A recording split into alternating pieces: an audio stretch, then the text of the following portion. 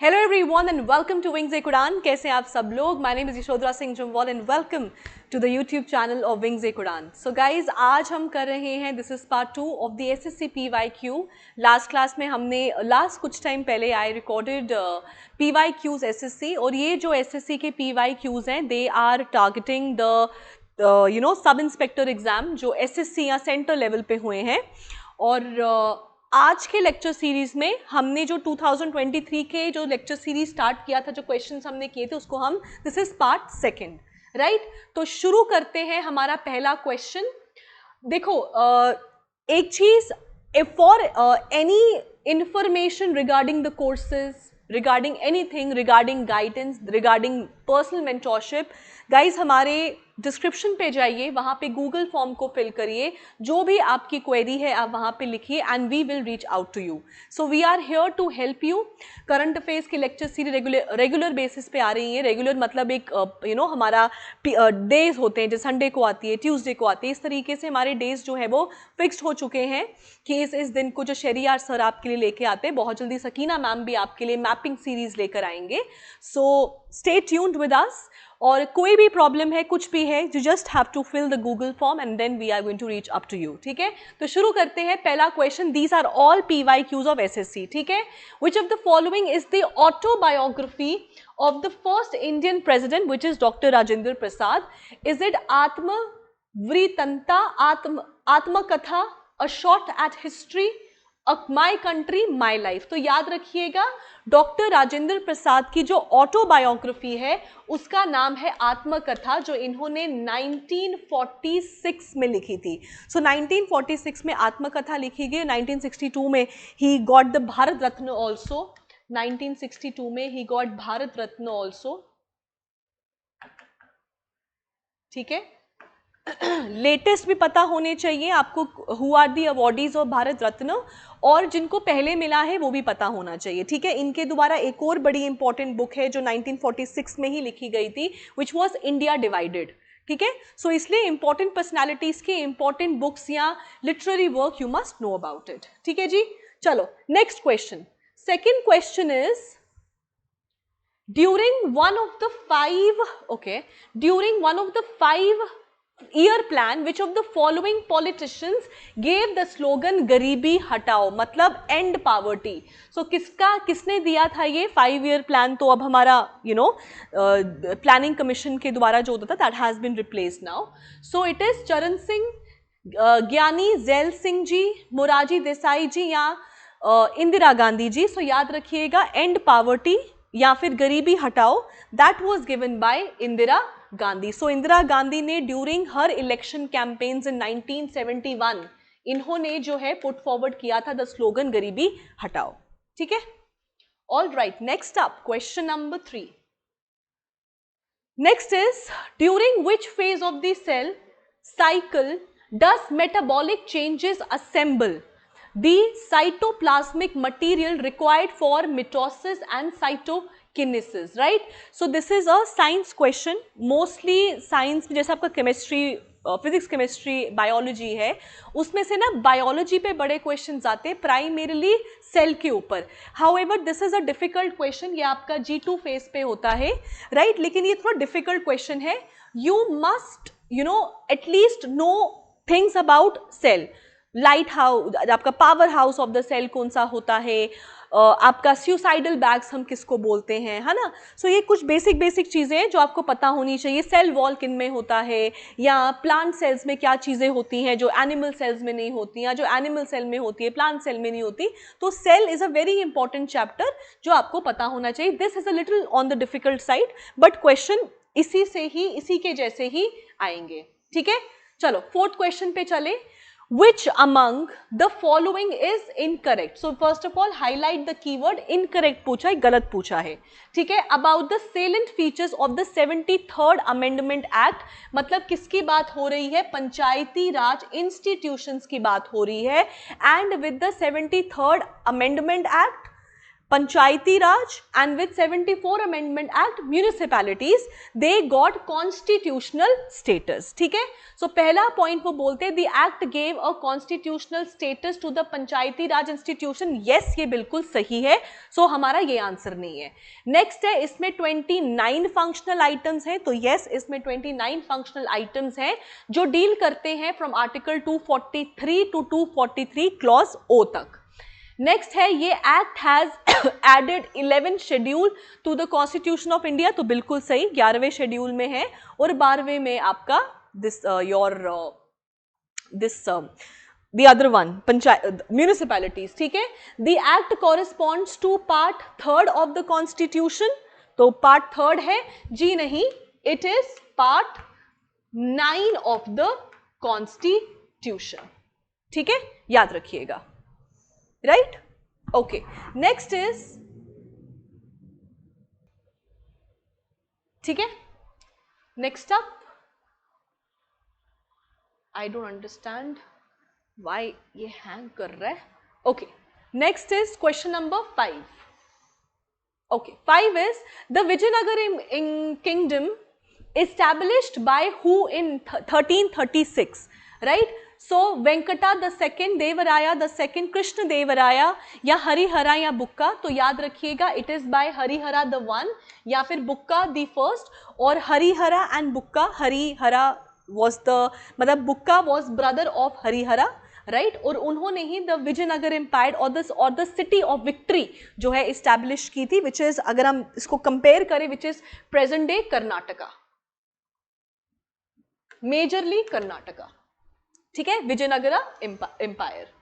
चलो, next is question number 6.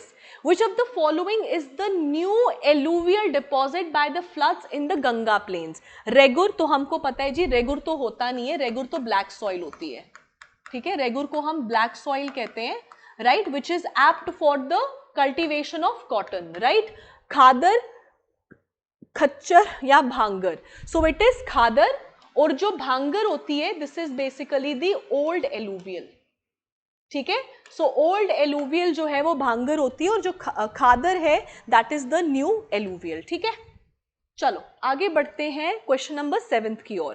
7th is in which year Timur invasion of Delhi took place. 1492, 1221, 1526, 1398. तो 1526 भी बड़ी important date है. बाबर ने दिल्ली सल्तनत की शुरुआत की थी, बाबर ने आपका मुगल सल्तनत की शुरुआत की थी, और तैमूर इन्वेजन हैपेंड इन 1398. ठीक है, याद रखिएगा. ठीक है, next up, Europeans entered India with a mindset of trading only because they were traders. ठीक है, this streak was initiated by which of the following European nations. तो basically ये क्वेश्चन है advent of Europeans के ऊपर, advent of Europeans के ऊपर ये क्वेश्चन है. तो सबसे पहले कौन आया? सबसे पहले पोर्चुगीज आए, followed by who?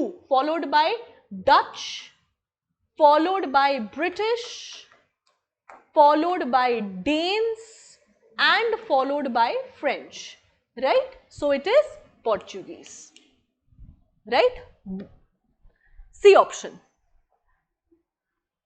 Okay, next up, next is how big are the red blood cells in diameter, right? This is also a difficult question. सबसे पहले तो red blood cells को हम किसी और नाम से क्या बोलते हैं? So they are also known as erythrocytes. ठीक है, इनको एरिथ्रोसाइट्स भी कहते हैं, और इनका डायामीटर 7 to 8 नैनोमीटर तक होता है. ठीक है, सो जो है आपका, this is your red blood cells.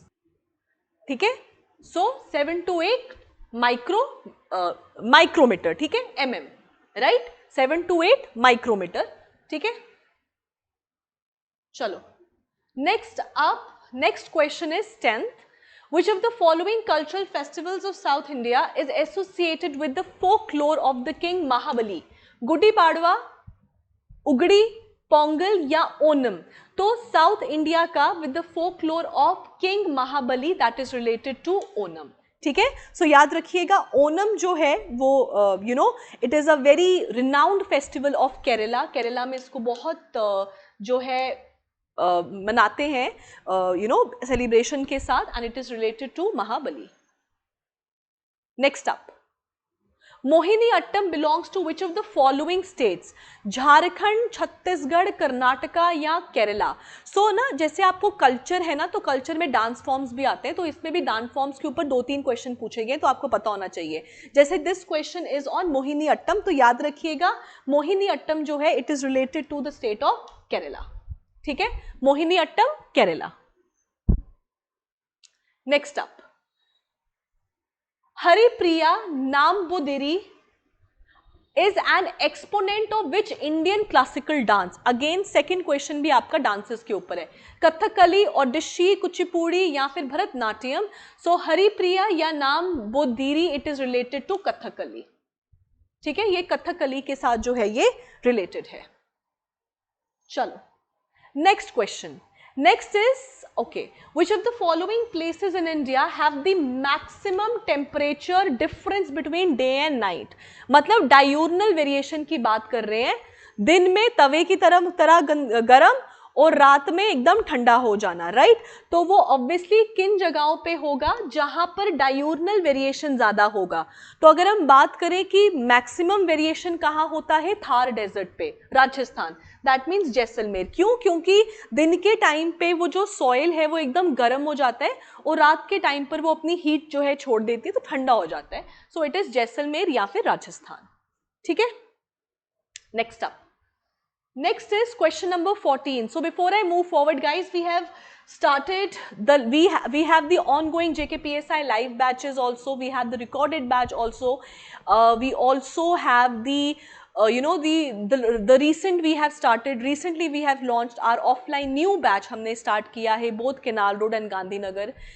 हमारे जो गांधीनगर में हमारा कंप्यूटर स्टार्ट हुआ है, एडवांस मैथ्स और बेसिक मैथ्स चल रहा है, रीजनिंग चल रहा है।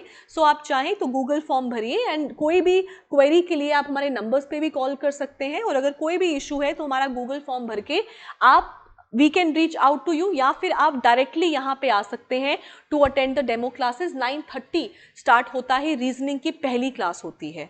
ठीक है, ओके, नेक्स्ट इज 14th। अच्छा guys, we have also started Mahapack, right? मैं आपको थोड़ा सा बता देती हूँ, महापैक जो है हमने स्टार्ट किया है, और इस महापैक में बेसिकली क्या है ना, दैट यू हैव टू पे अ रीजनेबल अमाउंट, बहुत छोटा सा अमाउंट है, अगर आप उसको पे करेंगे you will get access to all the courses. कौन सा? JKSSB के, JKPSI, NT, पटवारी, तीनों कोर्सेज का हम आपको एक्सेस देंगे। दिस इज आवर महापैक, जिसमें आपको एक बहुत कम अमाउंट है वो आपको पे करना है and you will get access to that. और अगर जो भी हमारे ऑलरेडी बैचेस में एनरोल कर चुके हैं तो वो भी हमारे नंबर्स पे कॉल कर सकते हैं, and just in case if they want to upgrade to the Mahapack तो वो भी हो सकता है। ठीक है, and we have also launch the Prahar test series 2.0 on the recent syllabus जो JKPSI का पुट फॉरवर्ड हुआ है। ठीक है दोस्तों, चलो जी, mango showers are what? Cyclones, jet stream, storms या प्री मॉनसून शावर्स? तो याद रखिएगा these are the pre monsoon showers जो प्राइमरीली केरला कर्नाटका में चलते हैं। ठीक है, मॉनसून शावर्स। ठीक है, चलो आगे बढ़ते हैं। Next is question number 15. 15th is which type of climate is found in the northwestern Europe, west coast of North America, north of California, South Chile, southeastern Australia and New Zealand, right? So ये कौन सा type of climate है? तो याद रखिएगा it is the marine west coast climate. ठीक है, west coast climate. चलो next is question number 16, which of the following articles of the Constitution of India provides that the governor appoints the chief minister and later chief minister recommends the appointment of the ministers to the governor? तो बताना है कौन कौन सा है, 167, 165, 164 या 163? तो याद रखिएगा it is article 164. ठीक है, it is article 164.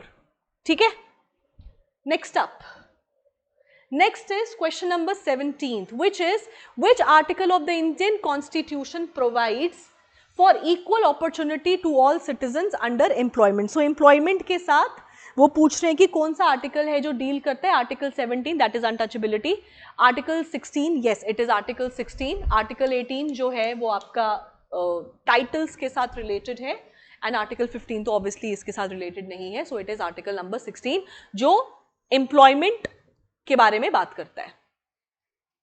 Next up, next is when was the national interim government of India formed under Jawaharlal Nehru?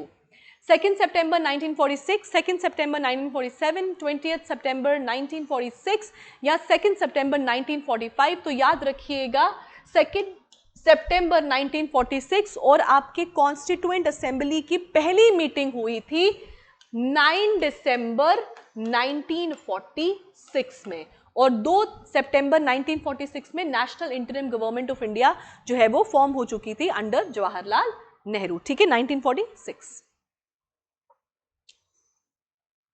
Next is okay, this is a repeated question. Haripriya, हमने अभी बात किया कथकली के साथ ये रिलेटेड है। सो गाइज यहाँ पे हम 2023 के PYQs कंप्लीट करते हैं for SSC। In the next class we will be talking about some more PYQs of SSC।